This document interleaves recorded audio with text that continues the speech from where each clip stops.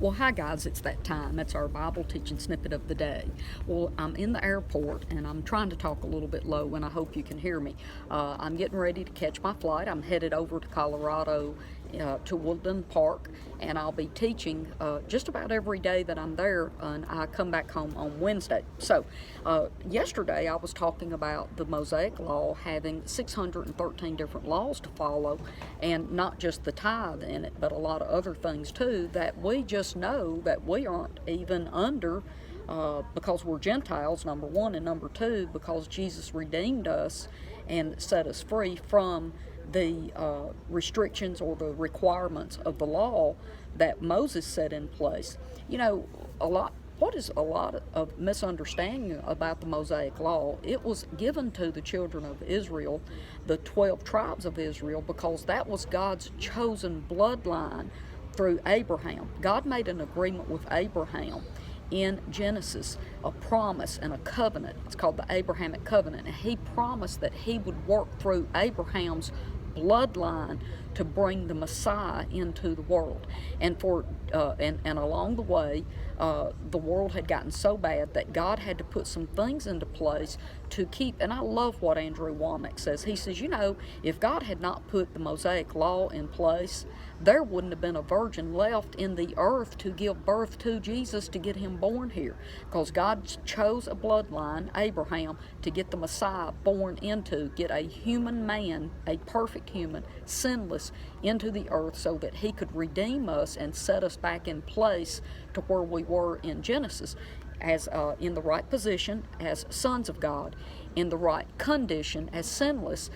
Where the fall of Adam brought us, we were all born into sin. Jesus lived and died and redeemed us from that. So God was trying to get his chosen bloodline people, working with them to get our Messiah, the one who would redeem all of mankind, born into the earth. That was the purpose of the Moses Law, partially, was to keep his people set apart so that he could get Jesus here. But anyway, what I want to go and talk to yesterday, I made a couple of comments about the Pharisees and that they had to tithe because they weren't from the Levite priesthood.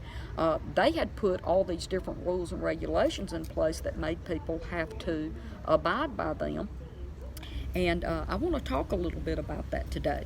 I want to read you right here in Matthew chapter 23, verse 23, and it says, and Jesus is talking to the Pharisees. He says, "How terrible for you, woe to you, teachers of the law, you scribes, you Pharisees, you are hypocrites. You give to God 1/10 or pay a tithe on everything you have, now that's a key word. Let me just stop there and listen to what I'm going to say. You give to God 1/10 or pay a tithe on everything you have, even your mint, dill, and cumin. But you don't obey, you ignore, and you neglect the really important teachings, the weightier matters of the law. Justice, mercy, and being loyal and faithful. These are the things you should do, as well as not neglecting the other things." But here's what I want to show you here. Now, nobody really understands what Jesus is saying here. Did you know the Mosaic Law did not require people to tithe on mint, dill, and cumin, which are spices? The Mosaic Law did not require that. I'm going to read to you this.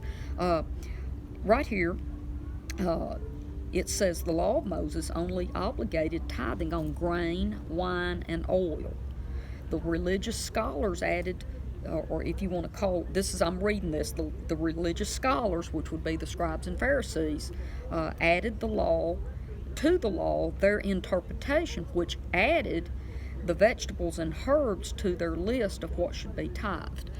So what Jesus was saying is, you are over here in your little spice garden taking all these and getting so specific about every little thing, 1/10 of every little thing that you have, but you're out there figuring out how to take women's homes from them. They don't have a husband anymore, they're widows. They have no way to protect themselves from vultures coming and taking advantage of them. And you holy men, you leaders of my people, you are figuring out ways of how to manipulate them to steal their homes out from under them, where they will be homeless, so you can take their homes and sell them and make money off of them. They were literally doing that to the widows. And that's why Jesus over and over was so angry with the Pharisees, is they had put a requirement for people to pay taxes in money to the temple, and the widows did not have any money and had no way of getting any, and that's why the widow's offering was only 2 little copper coins, which equals to less than even 1 penny.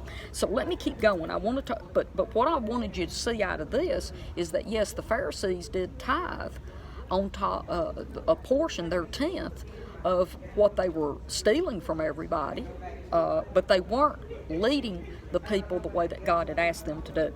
Now the next one I want to show you is Luke chapter 18 verse 12, and this is where the Pharisee is praying, and watch this. He says, I fast twice a week, and I give 1/10 on everything that I get and everything that I gain. Now I want to show you in this, Pharisees commonly fasted on Mondays and Thursdays, but did you know that that is not in the Mosaic Law either? Fasting was commanded by God by the children of Israel to be done 1 time a year, and that was on the Day of Atonement. In the Old Testament, God had his people fast for different reasons, called special fastings, but they weren't ordered to be done every year at a certain time or anything. So they did some special fasting, and you'll see in the book of Esther where Esther fasted for 3 days. But we do not see God commanding his people to fast except for 1 day a year, the Day of Atonement.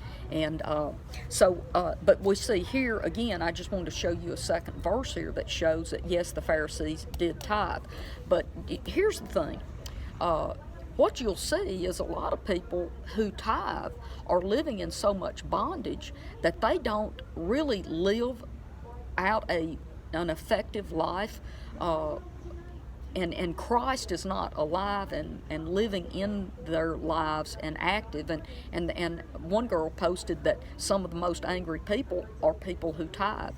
And well, that's because they're under bondage and they're being forced to do something. It's not coming from their heart. It's coming from a different place of feeling a responsibility toward men, not toward God, but toward men. A lot of times we get put under that bondage, and that's why I'm teaching that the tithe should not be in the New Testament church system. It is not legal in the New Testament. Jesus set the Mosaic Law aside, and if he didn't, we need to get a list of all 613 laws and start following all of those, not just the 10%. And even if we follow the Mosaic Law of tithing, we need to start tithing food items. Again, if we grow a garden, we need to give the church 10% of that, or if we grow animals and we have more than 10 a year, then we need to give the church one of those 10 animals, okay? Because that's what the tithe was. It was never about money. Now, I want to go a little bit further today, and I want to tell you about something that I really hate to even talk about it, but I'm going to. So here we go. I was in classroom in one of the Bible colleges, and one of the instructors, and I want to stop here and say I fully and absolutely respect this instructor. I think he is an awesome teacher, but he was teaching all of us that when we go out and we start all these churches, which I didn't totally agree with opening and starting more and more churches. Look, guys, the ones we got's not working. Why would we just want to go in debt and build more churches that are more failures and hurting more people? I am a believer in small groups because people bond together as a family. They don't argue and fuss as much, but there's literally zero cost of running a home church, and you can give freely from your heart any amount you want, and then that money can be used to help the poor and the widows and people who are in need and not pay a bunch of bills. But anyway, this instructor was talking about how every year that you had to, when you preached, you had to, on the tithe, you would have to preach it 3 times a year minimum. And the 3 times that you always had to just put it on your calendar would be right after Halloween, because people start buying Christmas and will take the church tithe and buy gifts with it. And then after Christmas, when the credit card bills come in, you've got to hit the tithe one more time so they know that they can't take big sums and pay their credit cards off, but they have to keep paying their tithes with that money. And then the next time is when school is out, and that they should not be teaching. They should teach the tithe and get that brought in, and because people will take their tithe money to go on vacation and enjoy time with their family if you don't remind them how important it is for them to keep tithing to the church. And here's where the business side of me comes in. Now, let's just say that I think that we should have big churches and owe millions and millions of dollars, and that we have to have all this money to keep this system running. If I was a business person, business-minded as I am, the first thing I would do is figure out how that we do not need to depend on tithes during those 3 times of the year. I mean, that's how I run my restaurants. When I have a low season and I know sales aren't coming in as strong as normal, I pre-plan that. I either cut back in expenses or I save some money along the way so that when those bills come in during the slow times, I have money to pay my bills. I don't understand why we would sit and beat people over the head in the 1st of November, in January, and then again in May, telling them not to forget to pay the church what they owe them. Why don't we just tell people, look, you know what, this is a time that you're wanting to spend a little extra on your family, so don't worry about your tithe. You just take care of buying your children their gifts, take them on vacation. I would want people to keep their money in the summertime. If they were going to spend $1,500 to go spend time with the spouses together with their 2 or 3 children to take a nice vacation, I personally would rather people do that, because that's God's heart, is for family and for them to be together, as for me to beat them over the head and tell them that they have to remember to tithe to the church. And what is my point here? My point is, how far do we have to go to make people know they have to give us what they owe us, which is what we call the church tithe? There's something wrong with this system, guys. But anyway, it's time for me to go board on my airplane. I'm going to post this, and God bless you, and I'll see you right here tomorrow. Bye-bye.